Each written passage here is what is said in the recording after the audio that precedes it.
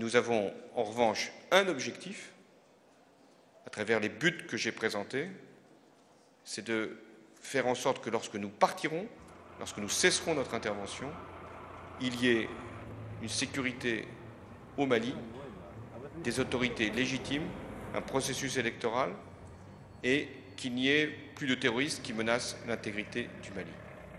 The escalation of the conflict in Mali has prompted Amnesty to carry another mission, and we'll be going there next week, and we'll try to be in Bamako first, and from there we will try to reach the two towns, Mopti and Sévaré, where we are hoping to meet with the IDP population to get more information about the bombings, and also to get testimonies on the violations carried by some of the armed groups.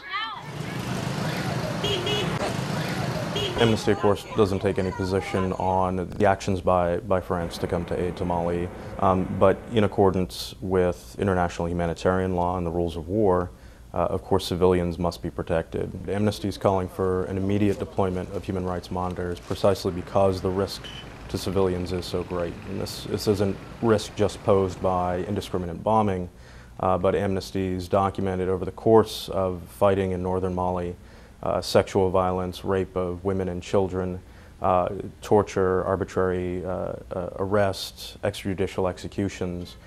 Since the beginning of the conflict last year, Amnesty International has carried 3 missions. We have been able to meet victims of violations.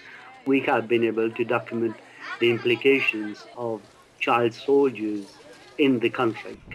The Islamist group, we have learned, have used child soldiers in the different regions under the control. And in the recent conflict, child soldiers have also been used.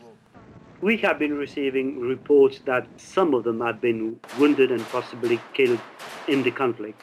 This is a serious human rights violations. Groups, governments using child soldiers could be tried before the International Criminal Court.